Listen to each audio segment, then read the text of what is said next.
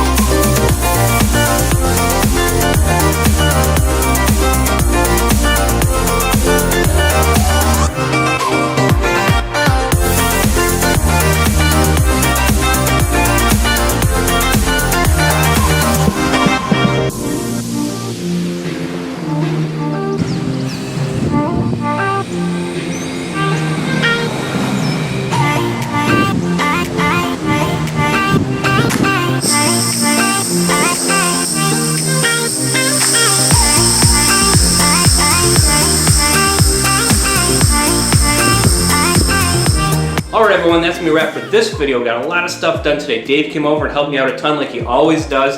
We got the truck back down at all 4 tires. We got the front suspension and the springs removed out of the frame. We're actually able to cut them. Yes, I know it's not the proper method to do it. However, we didn't have a spring compressor on hand, so that was the best and easiest way for us to get those out. We did leave the shocks in place, which kept the springs from flying out at us when we did cut them. So it was relatively safe and no one died in the process, so it worked out. The problem we're running into now is it's still 5 inches off the ground. We really want to lay frame when we set this bad boy down. So what we have to do is order 2-inch drop spindles for the front suspension, as well as new lower bagged control arms, which should give us another 3 inches of drop. So please be sure to like, share, and subscribe. Right down there in the bottom right hand corner of this video, there's a red subscribe button. It's just like this right here. So go ahead and hit that. Leave a comment down below, ask any questions you might have. Hit the thumbs up if you liked the video, and I'll see you in the next video. Thanks for watching.